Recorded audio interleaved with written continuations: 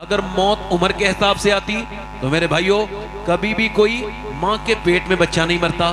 اگر موت عمر کے حساب سے آتی تو پیدائش کے بعد بچے نہیں مرتے۔ موت کیا ہے؟ شیخ سعدی کہتے ہیں موت بالکل بھی احساس نہیں ہونے دیتی۔ اسی وجہ سے حضور نے فرمایا، ہاں میرے آقا نے فرمایا، وہ شخص جو میدان جہاد میں بھی نہ جائے، اس کے ہاتھ میں تلوار بھی نہیں ہے، مگر وہ بھی شہید کے ساتھ اٹھے گا۔ عرض کی کون؟ کہا جو موت کو کثرت سے یاد کرتا ہے۔ موت کی یاد کا حال یہ ہے کہ اب ذرا غور کیجئے گا، موت کی حال کا یہ ہے، موت کو یاد کرنے والا گناہوں سے دور رہتا ہے۔ 5 اکتوبر کو حیدرآباد میں تھا، میں تقریر کے بعد انہوں نے کہا ایک صاحب آپ سے ملنے کے خواہش مند ہیں۔ وہ بہت بڑے آدمی ہیں، میں کہا میں بہت بڑے لوگوں سے زیادہ ملنا نہیں چاہتا ہوں، آپ ان سے منع کر دیجئے۔ کہنے لگے نہیں وہ بیمار ہیں، آ نہیں سکتے، پرابلم ہے۔ میں نے کہا اگر ایسی بات ہے تو میں چلتا ہوں۔ اب میری نیت بدل گئی۔ حضور فرماتے ہیں جو کسی اپنے مومن بھائی کو دیکھنے جائے نا بیماری میں، توجہ ہے کہ نہیں؟ کائے میں بولو، ارے جلدی بولو نا بھائی۔ بیماری میں اب تو امیر کو چھینک آ جائے تو لمبی قطاریں لگتی ہیں، غریب کی تو میت میں بھی لوگ شامل نہیں ہوتے۔ ارے کیا فائدہ ہوگا، غریبی تو مرا ہے، رکشے والا بھی تو مرا ہے، مزدوری تو مرا ہے، مگر یاد رکھنا امیر کی میت میں جانا اس نیت سے صرف کہ وہ امیر ہے، یہ کوئی ثواب کا کام نہیں، یہ تو دکھاوا ہے، ریاکاری ہے۔ خدا کی قسم میرے نبی فرماتے ہیں جب میرا کوئی امتی بیمار ہو جائے اور دوسرا امتی اسے دیکھنے کے لیے جائے اور اس کی صرف ایک ہی نیت ہو کہ اللہ مجھ سے راضی ہو جائے، فرماتے ہیں جب تک واپس نہیں آتا 70,000 فرشتے اس کے لیے دعائیں مغفرت کرتے رہتے ہیں۔ 70,000 فرشتے، اللہ کے فرشتے، معصوم فرشتے دعائیں کرتے ہیں۔ زندہ باد، زندہ باد، بہت اچھا، بہت اچھا، زندہ باد، زندہ باد۔ دیکھنے کے لیے میں ان کے گھر گیا نا تو آپ کو بتاؤں کوئی 15 یا 16 کروڑ کا اس کا اپنا بنگلہ ہوگا۔ آپ کا دل اس سے ہٹ جائے دنیا داری سے۔ ہاں میں اندر گیا تو مرسڈیز اور BMW اور جیگوار کئی قسم کی گاڑیاں کھڑی تھی۔ میں جب اور اندر گیا تو وہ ہال میں آیا آدمی، اس کا نام بھی مجھے یاد ہے، اس نے ذرا ہاتھ تھوڑا سا آگے بڑھانا چاہا، میں نے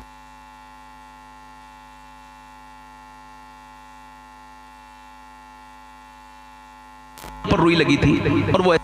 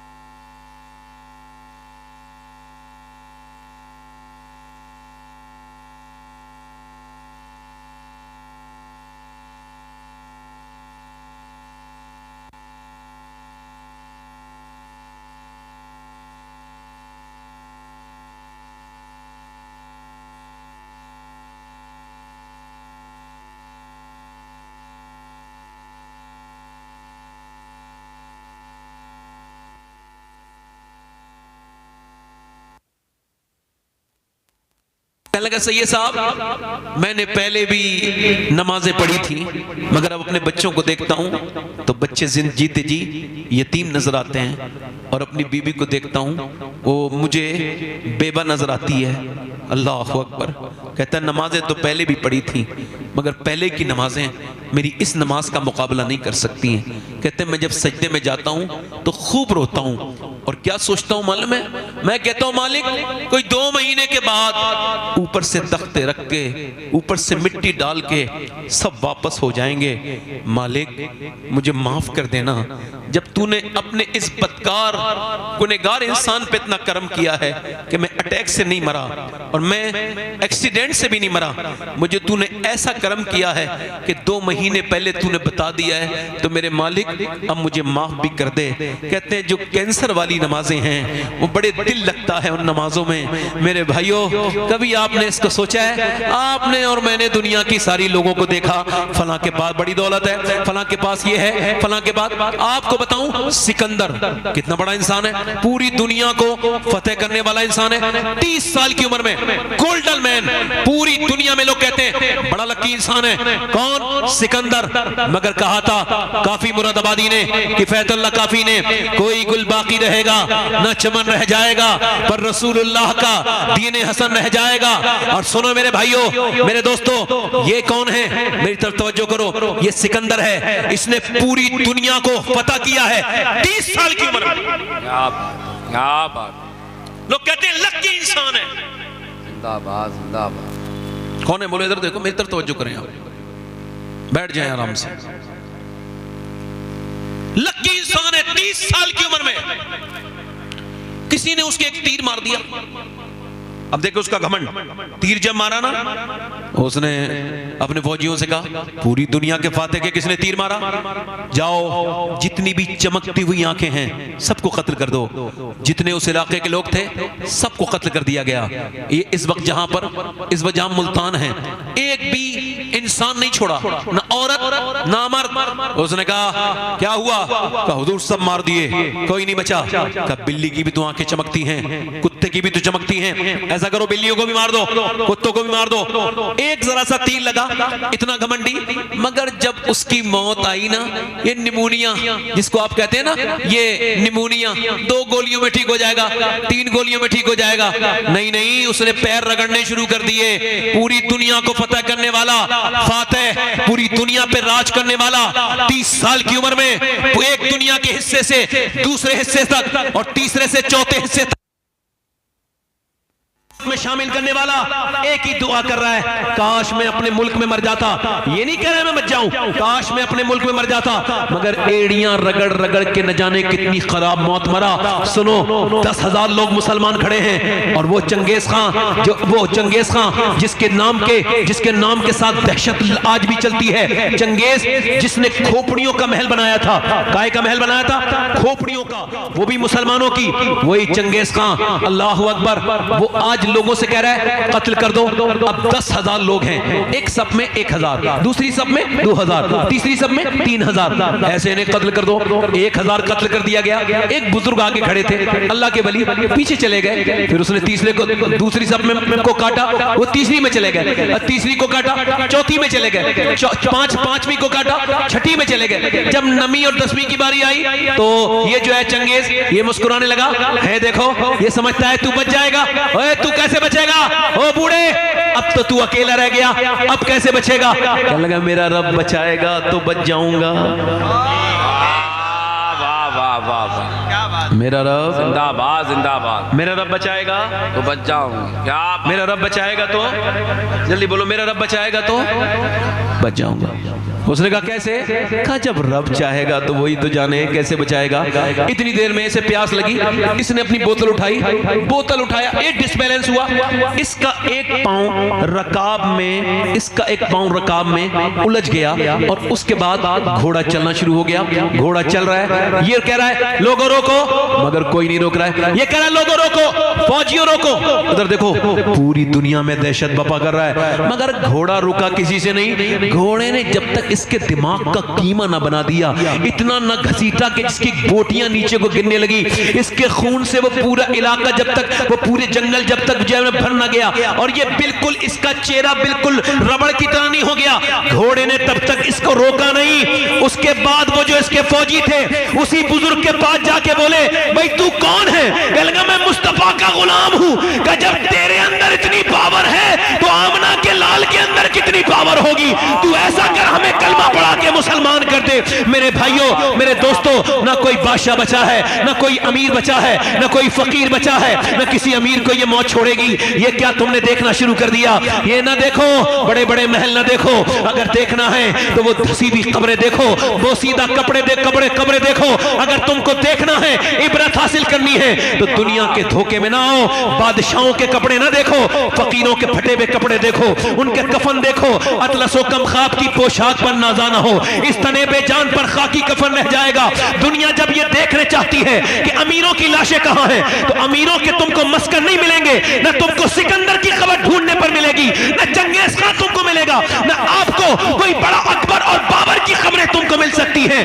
وہ دنیا دار جو تھے وہ مٹ گئے اور انہیں زمانے نے مٹا دیا. بلکہ مٹایا نہیں، بلکہ ان کی کھوپڑیاں ایسی بھیانک بن گئی اور ان کی کھوپڑیوں سے ساری کھالیں کھینچ دی گئی.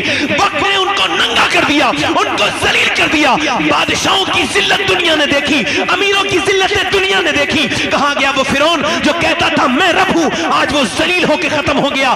دنیا کا نہ کوئی فرعون بچا ہے، نہ کوئی بچے گا. بچے گا کون؟ بچے گا وہ جو آمنہ کے لال سے وفاداری کرے گا.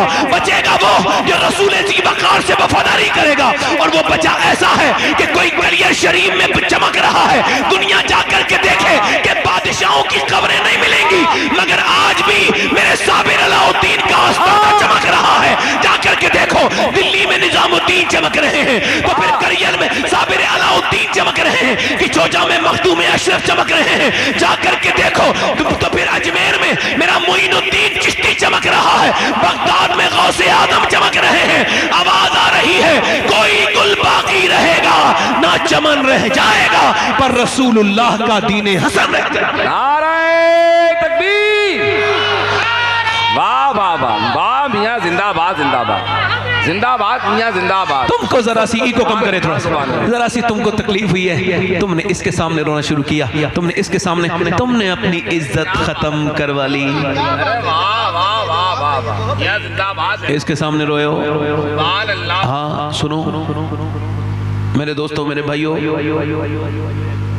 پوری کائنات میں ادھر دیکھو جتنے غم میرے نبی نے سہے، اب ہمیں کیا فرق پڑتا ہے بھائی؟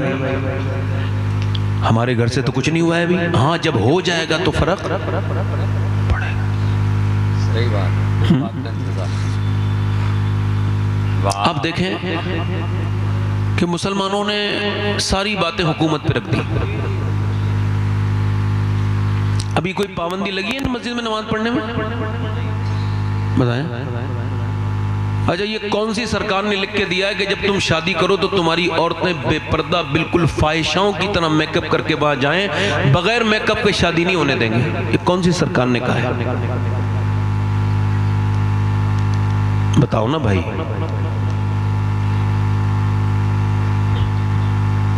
یہ کون سی حکومت نے یہ پابندی لگائی ہے کہ تمہارے گھر میں اب مصلے نہیں بچ سکتے؟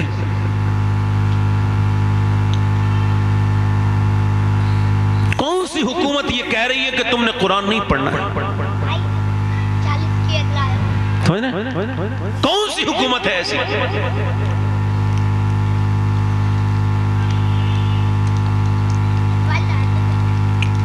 یہ مسلمان لڑکیاں برقعے والیاں جب ہوٹلوں سے دریافت ہونے لگے، اللہ اکبر اللہ اکبر. جب اسلام کی شہزادیاں اویو ہوٹل سے دریافت ہونے لگے تو پھر بھی مسلمان چین کی نیند سوتا ہے.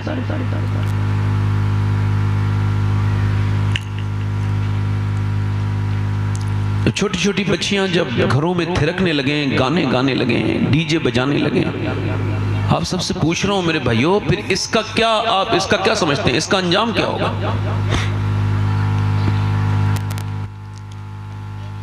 12 سال پہلے میں نے ایک صاحب سے کہا تھا آپ کی بہن جو ہے نا، یہ جو شادی میں آئی ہے، یہ جینس پہن رہی ہے، اس کی عمر 12-13 سال ہے، اس کو سمجھائیں. کہنے لگے آپ اپنا کام کیجئے، میرے گھر کے معاملات میں نہ بولیے. اس کے بعد یہ ہوا کہ پھر 2022 میں وہی شخص اپنی بیٹی کے سامنے تھانے میں بیٹھا تھا اور وہ اپنی بیٹی سے کہہ رہا تھا میری بیٹی میں تیرا بوڑھا باپ ہوں، میری عزت بچا لے. پیروں میں اس کی ٹوپی رکھتا تھا اپنی، تو وہ کہتی تھی جب سمجھانے کا وقت تھا تم نے نہیں سمجھایا، اب میں بہت آگے جا چکی ہوں. اللہ اکبر اللہ.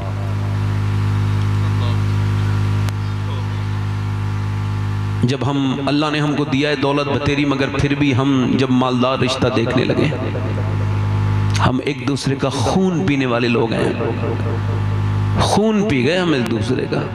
شادی بڑی بڑی کی ہے تم نے، بڑا نام ہو گیا بھائی، کھانا بڑا اچھا تھا. میں تو جاتا ہی نہیں کسی شادی میں، اللہ کا شکر ہے، اللہ کا فضل ہے، نہیں جاتا میں، اس میں شریک نہیں ہوں اور انشاءاللہ ہوں گا بھی نہیں. کچھ باتیں ایسی ہیں جو میں آج ممبر پہ آپ کو بتا رہا ہوں، جو میرے دل کو بہت تکلیف دیتی ہیں. کہ جب تیرے گھر کی شادی کے چند لقمے کھانے باپ آیا تھا، اس کی بیٹی بھی آئی تھی، تو بیٹی نے 2-3 لقمے کھائے مگر اس کو وہ ہضم نہیں ہوئے. وہ رات بھر یہی سوچ کے سو نہ پائی کہ میرا باپ تو مزدور ہے، اتنا پیسہ کہاں سے لائے گا.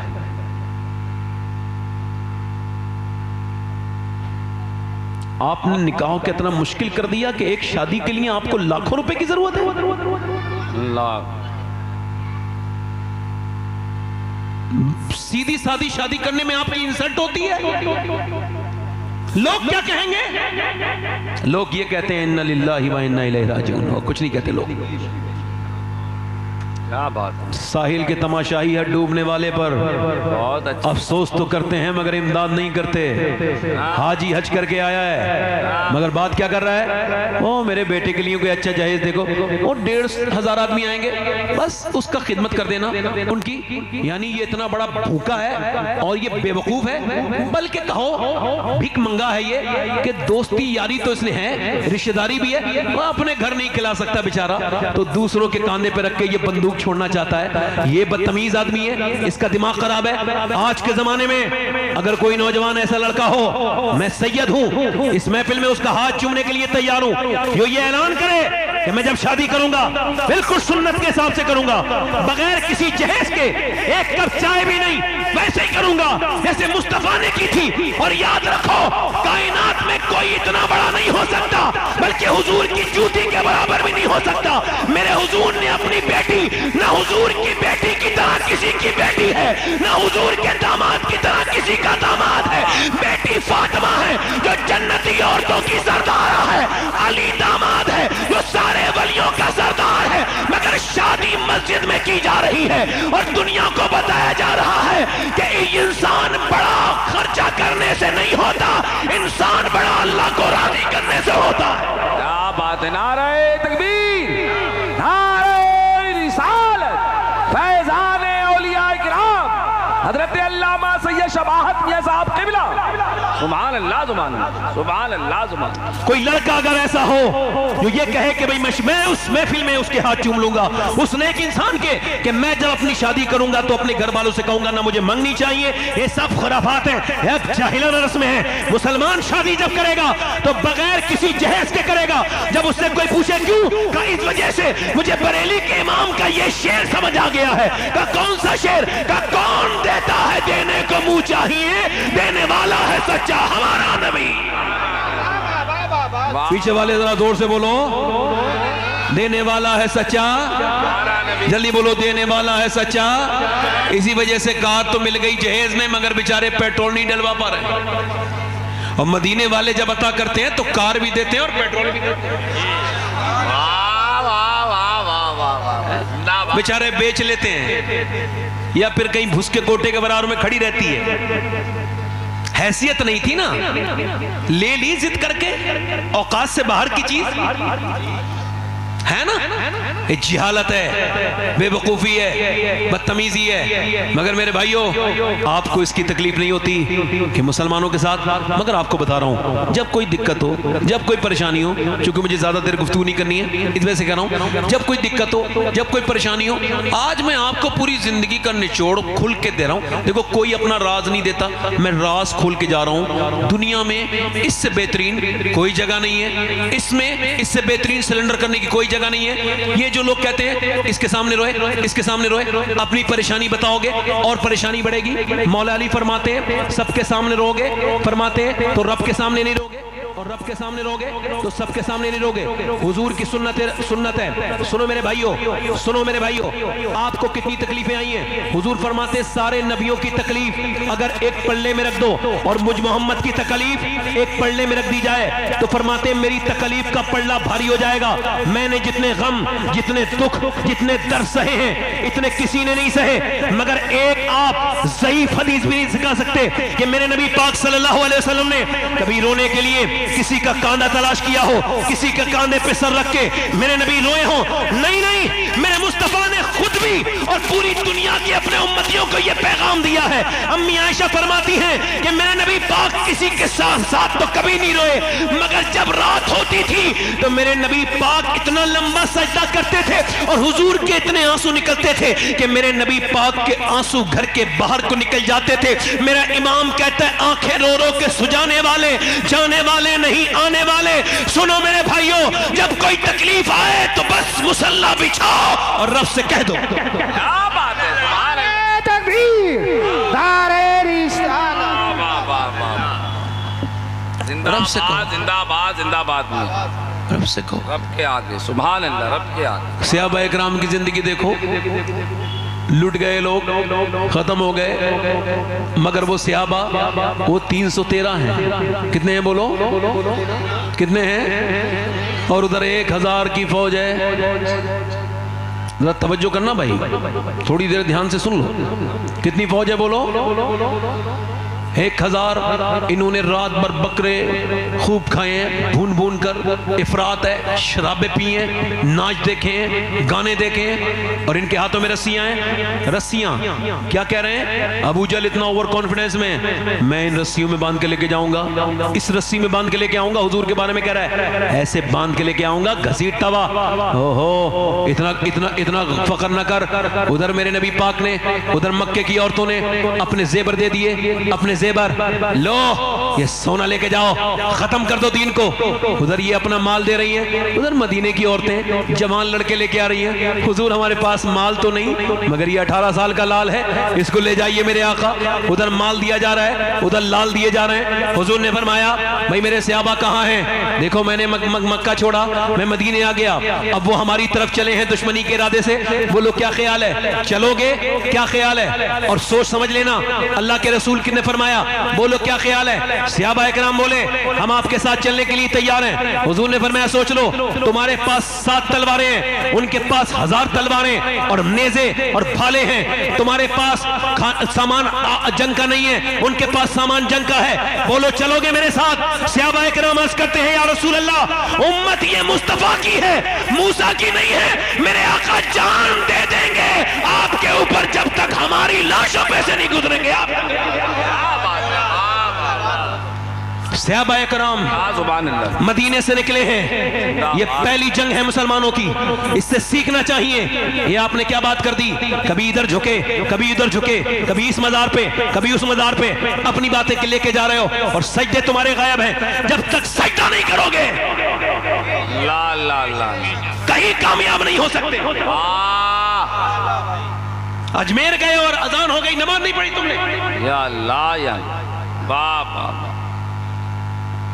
کبھی اس میاں کے سامنے جھک گئے, کبھی اس میاں کے سامنے, کبھی اس کے سامنے اپنی باتیں کہہ دی. سنو میری بات, میرے نبی پاک نے صحابہ اکرام کو جب تیار کیا, چلنے لگے صحابہ. اچھا یہ بتاؤ وہ کیسے صحابہ اکرام تھے؟ کبھی آپ نے ان کے بارے میں غور کیا صحابہ کے؟ سنو, ان کے کپڑے پھٹے ہوئے تھے, انہوں نے کیا کیا تھا؟ کھجور چوس کے روزہ رکھا تھا. 7واں رمضان ہے, نبی پاک کے غلام نکل رہے ہیں اور یہ صحابہ اکرام نکل رہے ہیں. ادھر یہودی چھتوں پہ کھڑے ہیں اور مذاق اڑا رہے ہیں. یہ دیکھو مسلمانوں کی, یہ لڑنے گئے ہیں اس فوج سے جس کے پاس نیزے ہیں, جس کے پاس, ان کے پاس کیا ہے؟ او کیا ہے تمہارے پاس؟ کیوں جا رہے ہو؟ خودکشی کرنے جا رہے ہو؟ نہ تمہارے پاس تلوار ہے نہ نیزہ ہے, تمہارے پاس کیا ہے؟ تو وہ صحابہ اکرام کہنے لگے او یہودیوں سنو, ہم تلوار پر بھروسہ نہیں ہے, ہمیں تو اپنے سرکار پر بھروسہ ہے. واہ زندہ باد. ارے کیا بات ہے میاں, سبحان اللہ سبحان اللہ. واہ. اور سنو, بس اسی بات کو بیان کر کے میں اپنی تقریر کو آخر تک لے کے جاؤں گا, مگر تھوڑی دیر تھوڑا دھیان دیں. حضور گئے, آپ کو معلوم ہے میں کیا کہہ رہا تھا آپ سے, ایک مسلمان کی عزت کیا ہے یہ آپ کو تو نہیں خبر نا. ایک ایمان کیا ہے. 10 لاکھ لڑکیاں مسلمانوں کی چلی گئی, مسلمانوں کو نیند بھی آتی ہے, رات کو وہ سکون سے سو بھی پاتے ہیں. کچھ غیرت والے لوگ ہیں, آپ کو بتاؤں ایک مسلمان کی ایمان کی اہمیت سمجھنا صرف, اور دھیان سے سننا. زیس کی آخری ہچکی ہے, غور سے سن, زندگی بھر کا خلاصہ اسی آواز میں ہے.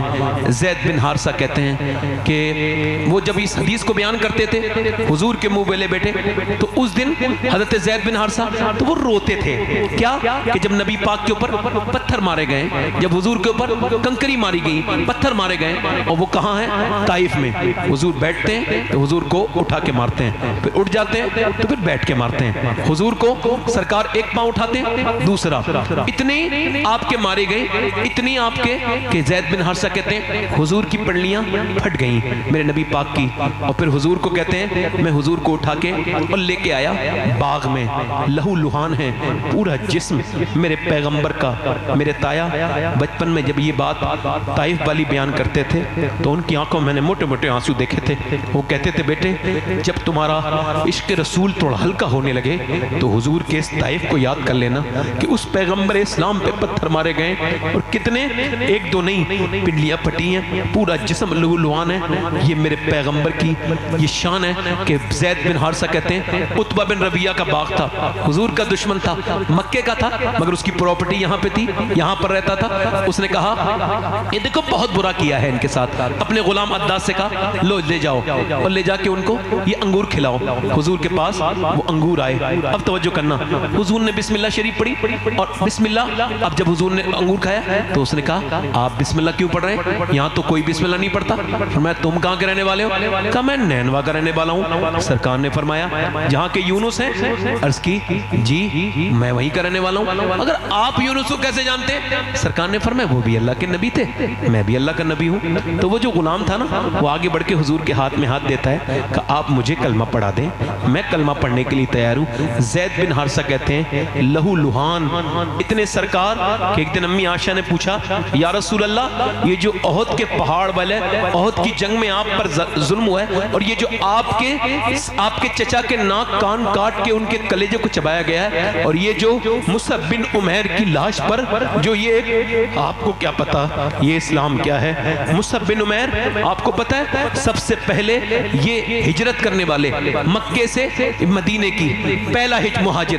یہ ایسا کپڑا پہنتا تھا, اس کی ماں ایک بار پہننے دیتی تھی, پھر دوسری بار نہیں. مگر جب جنگ احد میں گئے نا تلوار لے کے, تو صرف تہمت بندھا ہے, ان کے پاس قمیض نہیں ہے. یہ آگے گئے اور شہید ہو گئے. اب عرض کر رہے ہیں صحابہ حضور کیا کریں, اس کا سر ڈھکیں یا ہم ان کے پاؤں ڈھکیں. اللہ کے رسول صلی اللہ علیہ وسلم کے غلاموں, پیغمبر اسلام کے دیوانوں, سنو. حضور نے فرمایا میرے ان کا آپ ایسا کرو سر کی طرف سے ڈھکو اور پاؤں پہ گھاس ڈال دو.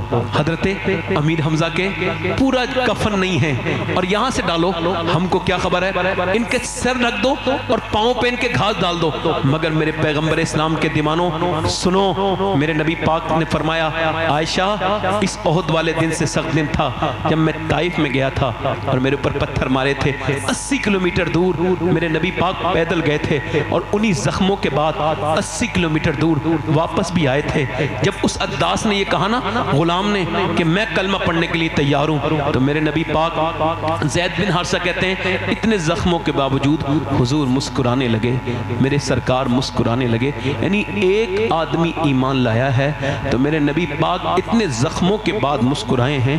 یہ بتاؤ جب کوئی یہ کہتا تھا کہ بھئی اس کو رات کو نیند نہیں آتی تو مجھے بھی نیند نہیں آتی, لوگ کہتے ہیں شاعری ہے, مگر قرآن نے کہا عزیز علیہ ما عنتم حریص, تمہارا مشقت میں بھی پڑ جانا میرے محبوب پر گراں گزرتا ہے.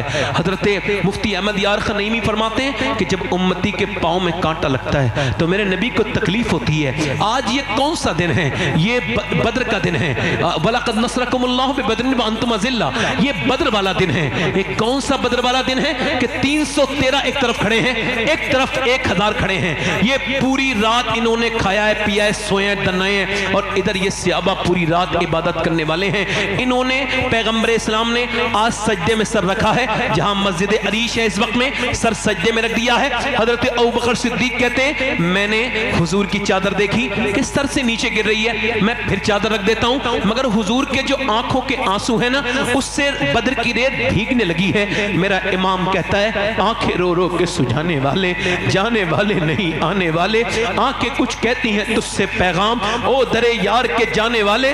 मेरे नबी पाक मालूम है क्या अर्ज कर रहे हैं, ऐ मेरे करीम जो मैंने पत्थर खाए ना ताइफ में, तो वो सारे पत्थर जो मेरे ऊपर ऊंट की ओजड़ियां रखी गई और जो मेरी गर्दन को दबाया गया, तो सब कुछ मैंने किया तो ये 313 इकट्ठा कर पाया हूं। ये 313 तेरे महबूब की पूरी जिंदगी की कमाई है। ये मेरा अबू बकर, ये मेरा उमर, ये मेरा उस्मान, ये मेरा अली। मेरे मालिक देख इन पे इन्होंने खाना तक नहीं, इन्होंने सिर्फ खजूर की गुठली चूस के रोजे रखे हैं, इनके पेट बिल्कुल खाली है। ये देख कैसे तेरे नाम पर आए हैं। मेरे मालिक तेरे रसूल की ये पूरी जिंदगी की कमाई है। अगर ये 313 आज मिट गए तो दुनिया में तेरा नाम लेने वाला कोई नहीं होगा। मैंने सारी तकलीफें बर्दाश्त करके पेटों पे पत्थर बांध के मेरे रब मैंने ये तैयार किए हैं, अगर आज ये दुनिया से खत्म हो गए तो कयामत तक तेरा कोई नाम लेवा नहीं होगा। हजरत अबू बकर सिद्दीक कहते हैं हुजूर रोते रहे, बहुत लंबा, इतना लंबा सजदा कभी देखा नहीं। मेरे नबी पाक ने सारा काम करके अपने सजदा किया है, आप सजदे क्यों नहीं करते? आपको कोई दिक्कत आए तो आप इधर उधर क्यों देखने लगते हैं? आप सजदा क्यों नहीं करते? मेरे नबी पाक ने सजदा किया है, वस्जुद वक्तरिब, सजदा करो अल्लाह के करीब हो जाओ, सजदा किया है मेरे नबी ने।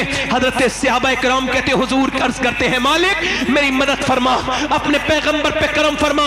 हुजूर जब रोए हैं अल्लाह का ऐसा फजल हुआ है कि हुजूर ने आंख सर उठाया है और हुजूर मुस्कुराए हैं। अचानक एक कोने में हवा चली है और कुछ रेत उड़ने लगी। सहाबा किराम हजरत अली अर्ज करते हैं या रसूल अल्लाह वो कैसी हवा चली है? पर मैं हवा नहीं चली है, ये लैंडिंग हुई है। यहाँ पर जिब्राइल उतरे हैं 500 फरिश्तों के लिए, पर मैं 500 फरिश्तों के लेकर के जिब्राइल उतरे हैं। फिर उधर हवा चली है, पर मैं अब इसराफील उतरे हैं उधर 500 फरिश्ते लेके। सरकार ने फरमाया मुसलमानों चलो। अब वो मुसलमान जिनके हाथों में क्या था? खजूर की डंडियां। कहा हुजूर कुछ तो दीजिए, लड़ेंगे काय से? खजूर की डंडियां काट काट के दे दी। ये तेरी तलवार, ये तेरी तलवार, ये तेरी तलवार। जिसे हुजूर तलवार कह दे, खुदा की कसम कायनात की कोई चीज तलवार उसे हरा नहीं सकती। पर मैं ये तेरी तलवार है, ये तेरी तलवार है, ये तेरी तलवार है। मेरे नबी पाक के गुलामों, ये मेरे रसूल के गुलाम चले और तारीख गवाह है इस्लाम की कि उन भूखे सहाबा किराम ने, वो जो रोजे से थे, उन सहाबा किराम ने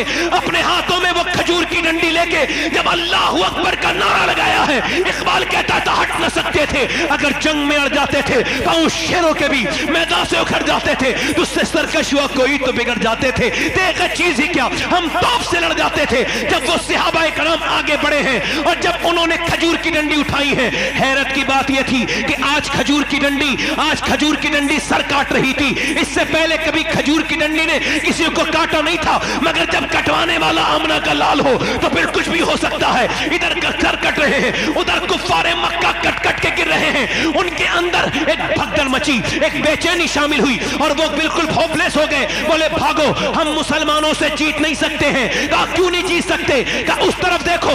उन्होंने उधर देखा। अब ये जब दौड़े, उन्हीं दौड़तों में एक आदमी दौड़ रहा था, उसका नाम उमैया था, बिलाल के सीने पे पत्थर रखने वाला, बिलाल की गर्दन में रस्सी डाल के पूरे मक्के में घसीटने वाला। बिलाल ने उसको देखा, बिलाल उसके पीछे भागे। वो मोटा था, ज्यादा देर भाग ना सका।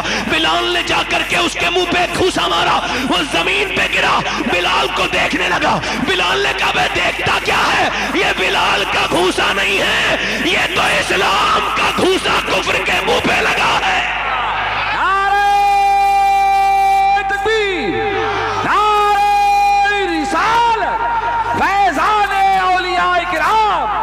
सुभान अल्लाह, सुभान अल्लाह, जिंदाबाद जिंदाबाद। हुजूर ने सजदे किए हैं, हमारे तो सजदे खत्म हो गए। मेरे भाइयों, आपने सजदा क्यों नहीं किया? आप अल्लाह से क्यों नहीं कहते अपनी बातें? आजकल ये शराब बढ़ रही है कि मुसलमान में बल्कि कुछ हाफिज कुरान लोग भी खुदकुशी कर ले रहे हैं। جو رب کو مانتا ہو اور یقین کامل رکھتا ہو اس کی رحمت پر، تو وہ کبھی یہ کام نہیں کر سکتا۔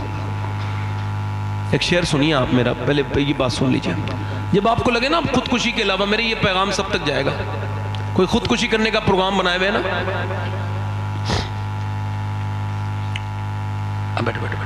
بیٹھ جاؤ۔ جب خودکشی کا کوئی پروگرام بنا لے نا کہ آپ کوئی صورت ہی نہیں ہے، ڈپریشن کا بہت ہائی لیول ہے، کوئی صورت نظر نہیں آ رہی، ایک علاج بتا رہا ہوں۔ جب لگے نا آپ خودکشی اب کوئی، تو اسے کرنی تو ہے ہی، اس سے پہلے میری ایک بات سن لے وہ، اور ایک بار اگر مسلمان ہے تو ٹرائی کر لے ایک بار، اس کے بعد خودکشی اس کی مرضی ہے، کرے نہ کرے۔ اس کو اسلام تو بہت برا سمجھتا ہے، اس کو کہ خودکشی بری چیز ہے، بہت سخت اس پہ عذاب ہے، جیسے کرے گا ویسی عذاب ملے گا قیامت تک۔ مگر اگر کوئی صورت نہ ملے تو ایک صورت ہے کہ بس خودکشی کرنے سے پہلے، بس اگر کرنی تو ہے ہی، تجھے کرنا تو جانا ہے، تو پھر سن، بس ایک بار وضو کر لے اور پھر 2 رکعت نماز پڑھ اور سجدے میں جا کے پھوٹ پھوٹ کے رو لے اور اس سے کہہ دے مالک دنیا نے چھوڑ دیا ہے، تو 70 ماؤں سے زیادہ مہربان ہے، میرے کریم مجھے اس ڈپریشن سے تو نکال سکتا ہے، کوئی صورت نظر نہیں آ رہی، اب مجھ پہ کرم کر دے، اور اتنا رو لے ایک بار دل سے، دل کھول کے پھوٹ پھوٹ کے جتنا رونا ہے اس رب سے۔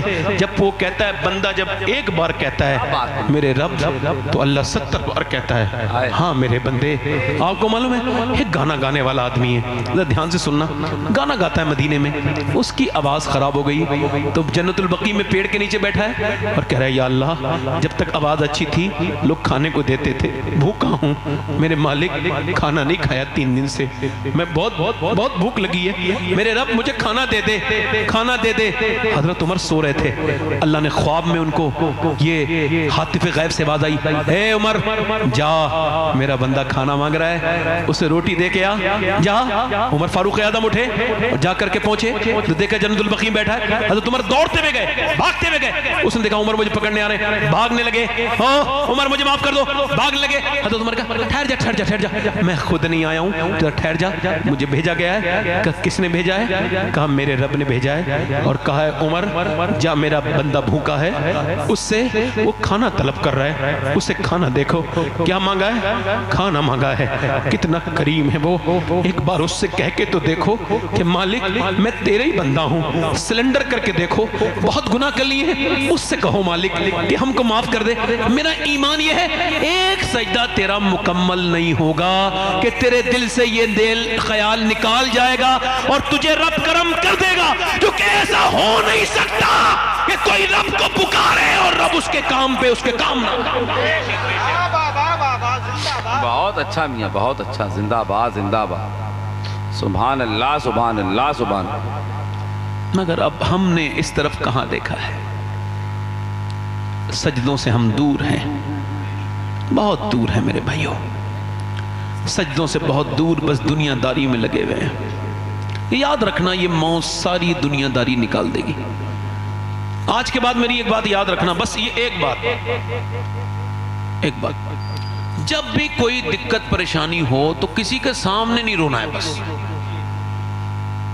کہاں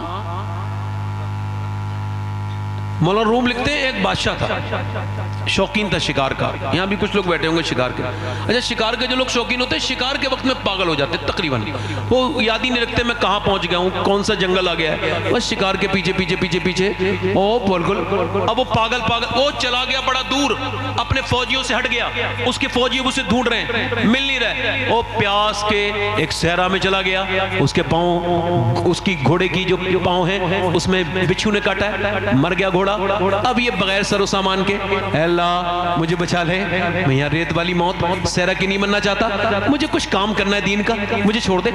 تھا تو نیک آدمی مگر پھنس گیا، اب جب پھنسا اللہ کا کرم ایسا ہوا، ہلکی سی آنکھ لگی ہے تو بالکل سامنے ایک جھوپڑی نظر آئی، وہ جھوپڑی میں گیا اور جا کر کے اس نے کہا مجھے پیاس لگی ہے، بالکل زبان سوکھ کے کاٹا تھی، موت کے قریب تھا، پیاس پانی ملے گا، ایک بابا بیٹھا تھا دیہاتی، کہا لے پی لے، اس نے 3 گلاس پانی پانی ایک ساتھ پیا اور پھر مطمئن ہو کے بولا میں بادشاہ ہوں، یعنی بھوکا تھا پہلے تو یہ یاد نہیں آیا بادشاہ ہوں، ٹھیک ہے. اس نے بڑی بے توجہ سے کہا ہوگا بادشاہ، کہا یہ میری انگوٹھی لے لے، کبھی تجھے کوئی کام آئے تو یہ انگوٹھی لے کے آ جانا، تجھے کوئی روکے گا نہیں، بنا روکے تجھے لوگ مجھ تک پہنچا دیں گے. کہا ٹھیک ہے. اچھا 2-3 سال کے بعد کوئی کام آیا، اس نے کہا انگوٹھی بیچوں. سیدھا سادی بات پہلے سوچی کہ بھی انگوٹھی بیچ لوں، پھر کیا پتا کتنی مہنگی ہوگی، انگوٹھی نہیں بیچتا ہوں بلکہ میں یہ کرتا ہوں بھائی کہ اس کے پاس چلا جاتا ہوں. بادشاہ کے محل میں پہنچ گیا اور محل میں جانے کے بعد بادشاہ کے اس نے جا کر کے آواز دی اور اس کی انگوٹھی دیکھی، VIP پروٹیکشن ملا. اندر گیا ایک دم بادشاہ کے مین گیسٹ بن گیا، چیف گیسٹ بن گیا. ایک دم کس نے اس کو روکا؟ بغیر روک ٹوک کے اندر کمرے میں جا کے دیکھا بادشاہ سجدے میں رو رہا ہے. یہ قریب گیا، واپس ہو گیا. بادشاہ نے آواز دی کون آیا تھا؟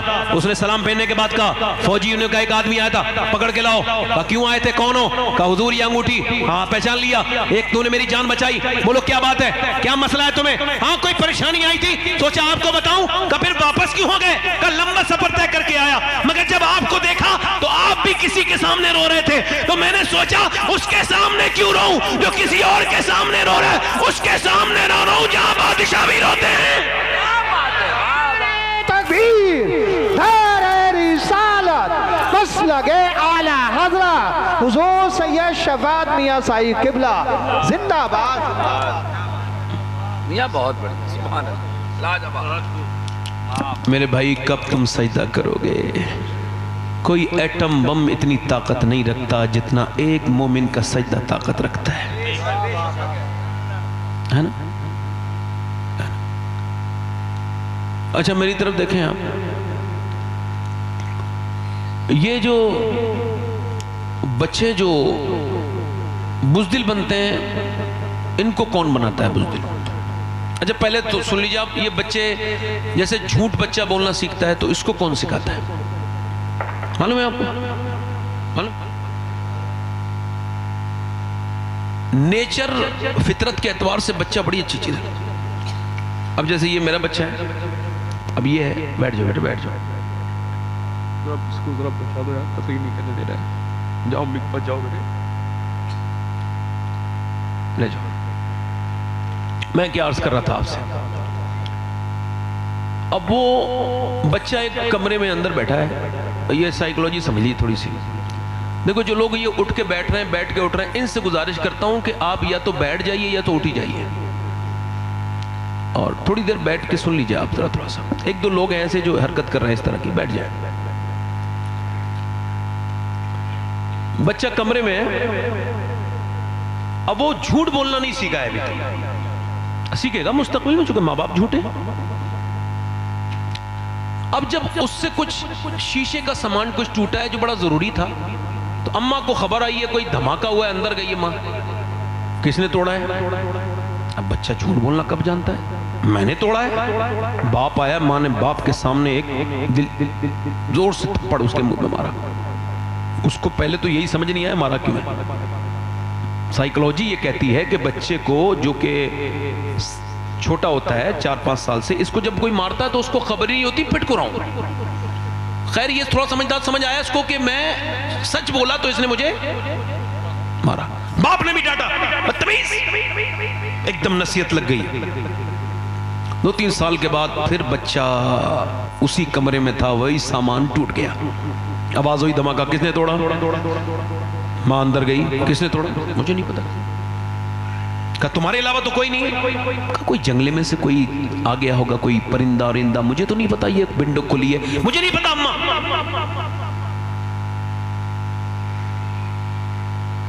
اب آپ بتاؤ یہ جھوٹ بولنا کہاں سے سیکھا؟ بولو. اگر ماں یہ کہہ دیتی بیٹے جھوٹ بول، تم سچ بولے ہو، یہ بڑا مبارک ہے، یہ ٹوٹ گیا کوئی مسئلہ نہیں. کس نے سکھایا اس کو؟ کس نے سکھایا؟ اگر ماں یہ کہہ دیتی کہ بیٹے یہ تم کو جھوٹ نہیں بولنا ہے اور یہ سچ بات تم نے بولی ہے، اس پہ اپریشیٹ کرتی ہوں، تمہیں میں شاباشی دیتی ہوں، تو بچہ خوش ہو جاتا. مگر سنیں آپ، غور کریں، توجہ کریں، بچہ سچا بن جاتا. ایک بچے سے ماں نے کہا میرے بیٹے جھوٹ نہیں بولنا.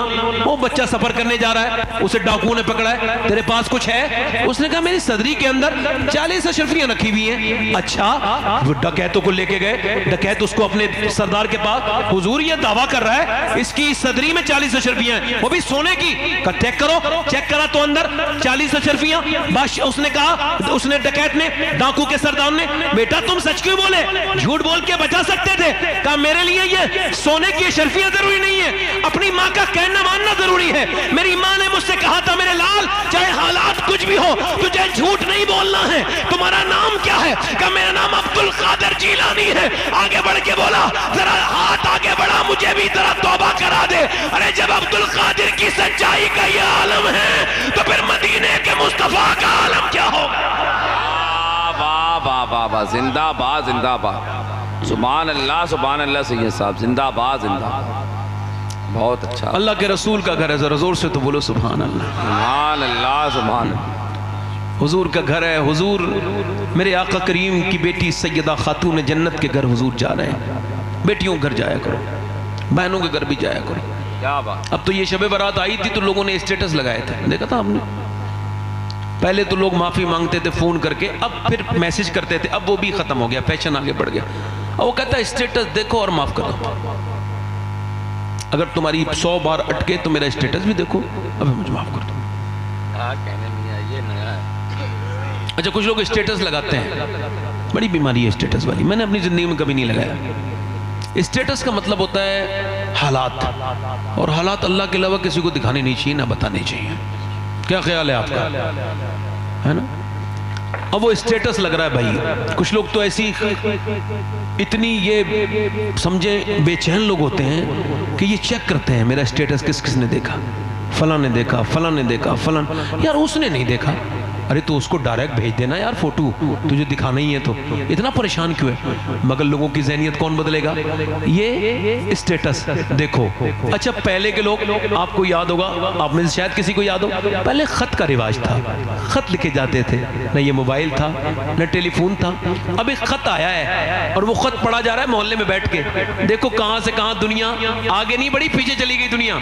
دیکھو خط پڑھا جا شہر سے، سب کہہ رہے ہیں اب خط سنیں، آپ کیسے ہیں، آپ کیسے ہیں، آپ کیسے ہیں، آپ فلاں بچہ کیسا ہے. پڑوسن ایک بوڑھی عورت بھی ہے، وہ بھی آ کے بیٹھ گئی ہے. اس کا بھائی کیا پتا میرے بارے میں کچھ لکھے.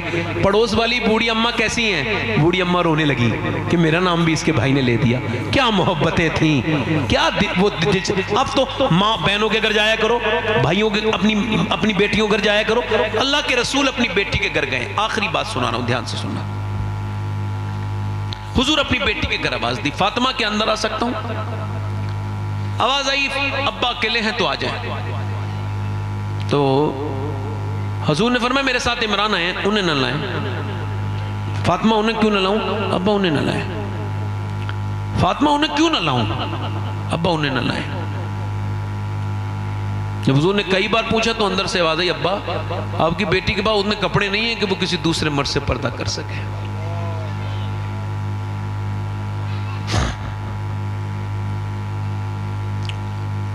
اور حضور نے پھر اندر چادر بچھوائی اور حضور پھر خود اندر گئے. آواز دی، دیکھا تو پورا چہرہ پیلا ہے اور آنکھوں میں گڈھے پڑے ہوئے ہیں، گڈھے پڑے ہوئے ہیں. عرف عام میں گڈھے کہتے ہیں. آنکھوں میں گڈھے پڑ رہے ہیں. کہا کیا ہوا ہے فاطمہ؟ کہا اللہ کا شکر ہے. اور میری بیٹی بتانا، آج تو بیٹی آ کے پہلے فون پہ بتا دیتی ہے. اگر اس کی مرضی کا سوٹ نہ ملے نا تو اسی پہ جھگڑا ہو جاتا ہے. اچھا عورتیں چاہتی ہیں کہ ان کے مرد ان کی بات مانیں. کیا خیال ہے مما جی؟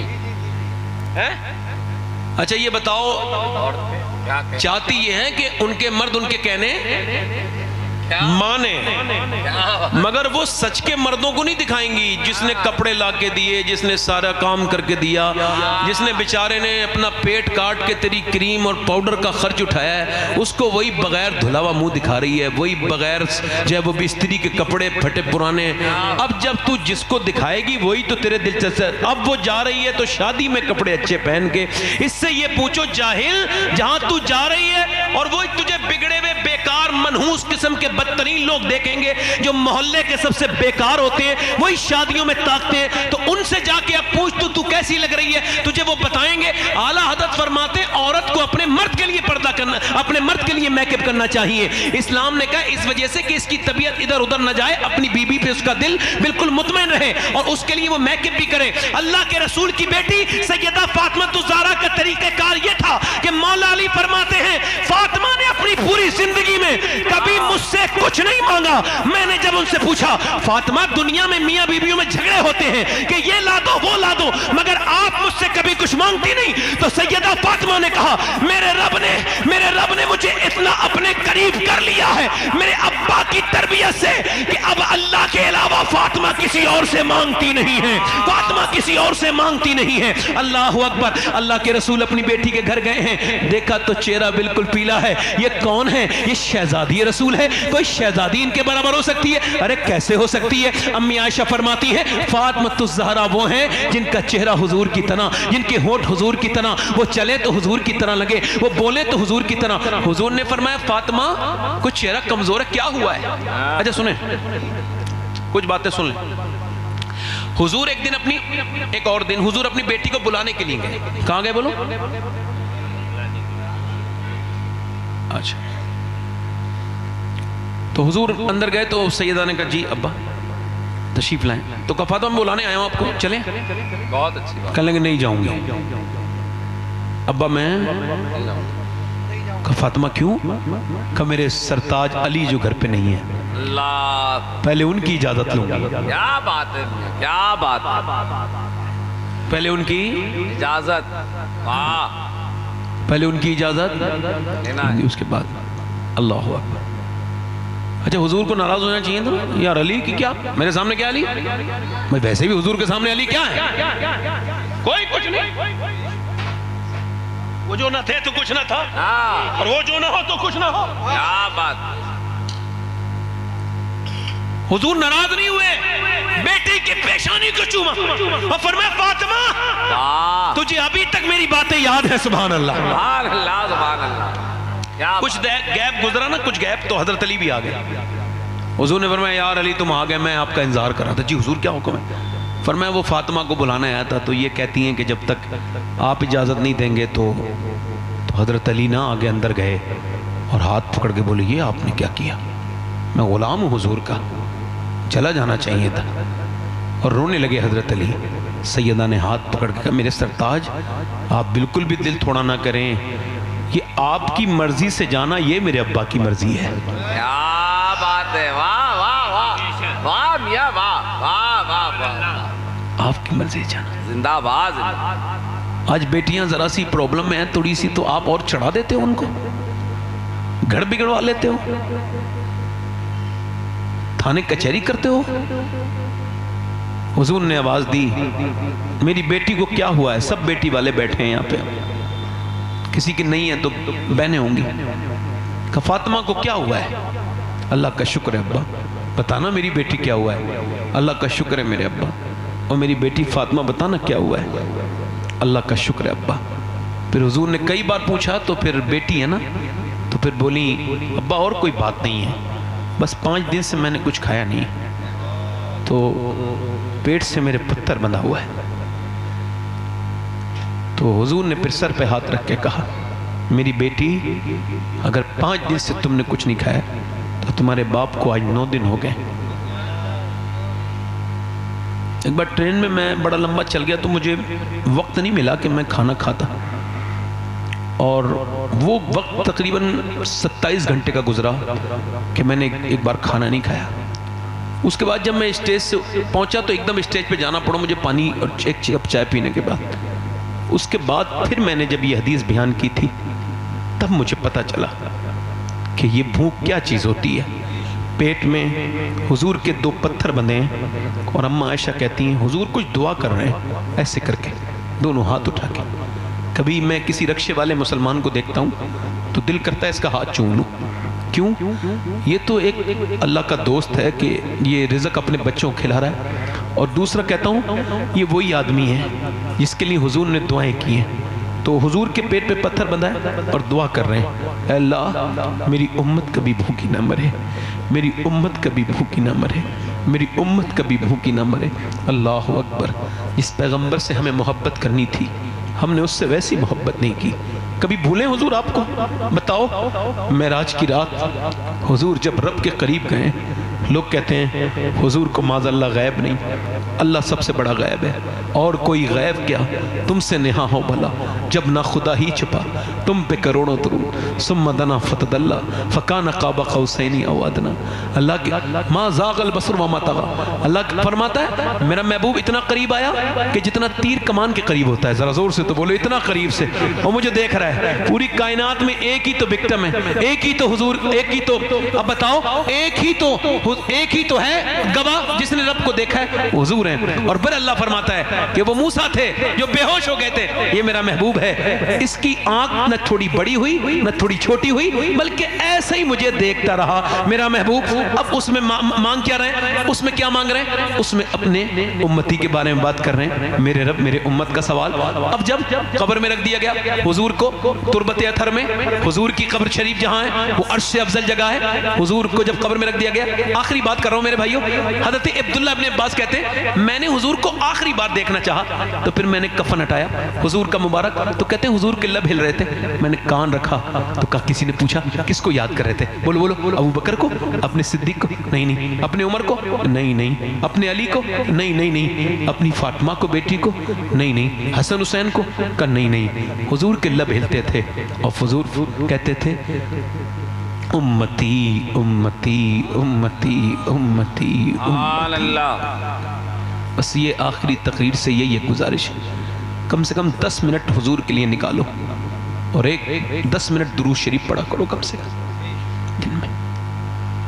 اپنی باتیں سب سے شیئر نہ کرو، رب سے شیئر کرو، اور جو مل گیا اس پہ شکر ادا کرو۔ والدین اگر ہیں، یہ عظمت والدین پروگرام ہے، چونکہ ہر سال ہوتا ہے تو میں نے اس ٹاپک پہ کئی بار گفتگو کی ہے، اس پہ گفتگو نہیں کر رہا ہوں، بس اتنا کہہ رہا ہوں ماں باپ بغیر مرے سمجھ میں نہیں آ سکتے۔ میں کیا کہہ رہا ہوں بولو؟ ابھی نور بھائی پڑھیں گے، آپ سب سنیں گے انشاءاللہ۔ بغیر مرے ماں باپ سمجھ میں نہیں، اور پھر بعد میں سمجھ میں آئے بھی تو۔ یہ فیشن ہے ہندوستان کا کہ پہلے باپ کو رلائیں گے پھر اس کی میت پہ روئیں گے بعد میں، دکھاوے کے لیے۔ جیتے جی اس کے ہاتھ چومو، ہاں کی میرے قتل کے بعد اس نے جفا سے توبہ، ہائے اس زور پشیماں کا پشیماں ہوں۔ باپ کی طرح کوئی دوست نہیں ہو سکتا، باپ بڑا ہے، باپ کی خدمت کرو، ماں باپ سے پیار کرو، ماں سے پیار کرو، اور اپنے رب سے توبہ کیا کرو، سجدوں میں اپنا دل لگاؤ۔ دیکھو میں نے آج آپ کو کیا بات سمجھائی ہے، جب بھی کوئی پرابلم آنی ہے آپ کو تو سنت رسول یہ کہ آپ کو سر سجدے میں رکھنا ہے، کبھی کاندھا تلاش نہیں کرنا ہے، مصلی تلاش کرنا ہے۔ ٹھیک ہے، اللہ تعالیٰ آپ کو ہر کسی دنیا کے کسی انسان کے سامنے نہ رلائے، جب بھی رلائے اپنے نہیں رلائے۔ یوں ہی آباد رہے گی یہ دنیا، ہم نہ ہوں گے تو کوئی ہمسا ہوگا، کوئی گل باقی رہے گا نہ چمن رہ جائے گا، پر رسول اللہ کا دین حسن رہ جائے گا۔ کافی مراد آبادی نے جب انگریزوں کے سامنے جھول رہے جالے تھے اس پر، وہ پھانسی کے پھندے پر، تب انہوں نے عظمت اہل بیت بیان کی ہے کہ نام شاہان جہاں مٹ جائیں گے لیکن یہاں حشر تک نام و نشان پنجتن رہ جائے گا۔ اطلس و کم خواب کی پوشاک پر نازہ نہ ہو، اس تن بے چاند پر خاکی کفن رہ جائے گا۔ آپ سب کا سلام کہہ دوں، میں مدینے جا رہا ہوں 5 دن کے بعد، کہہ دوں جایا کرو مدینے۔ یہ اللہ کا شکر ہے میرا بیٹا یہ یحییٰ یہ 3ری بار جا رہا ہے، یہ اس معاملے میں مجھ سے بڑا ہے کہ میں نے 27 سال کی عمر میں دیکھا تھا مدینہ، اور اس نے 6-7 سال کی عمر مدینہ دیکھ لی، اور 3ری بار حضور اسے بلا رہے ہیں۔ میں یہ چاہتا ہوں کہ پوری دنیا مدینے والے کی دیوانی ہو جائے۔ کیا بات ہے، آمین آمین اللہم آمین۔ جھگڑے ہمارے یہاں سے ختم ہونے چاہیے، سلام دعا کرا کرو، کسی مومن کو نہ چھوڑو، سلام کرو۔ سلام ایسی چیز ہے، بابا فرید الدین گنج شکر فرماتے تم سلام کرو، سلام کرو، بس تمہارے سلام سے وہ برکتیں ہوں گی۔ میں گزارش کرتا ہوں کہ اب ہمارے عمران برکاتی بھائی سے کہ قاری غلام نور مجسم صاحب کی وہ اعلان کریں، چونکہ وقت بڑا ہو گیا ہے، ان کو چھپرا جانا ہے۔ اللہ تعالیٰ ان پر فضل فرمائے، توبہ کریں، استغفر اللہ ربی من کل ذنب و اتوب الیہ، الا اللہ محمد رسول اللہ۔ میں یہی بیٹھا ہوں، آپ لوگ آرام سے انشاءاللہ سنیں گے، پورا جائیں گے تو نہیں انشاءاللہ۔ لقد کان لکم فی رسول اللہ اسوۃ حسنہ، صدق اللہ العظیم۔ السلام علیکم ورحمۃ اللہ وبرکاتہ۔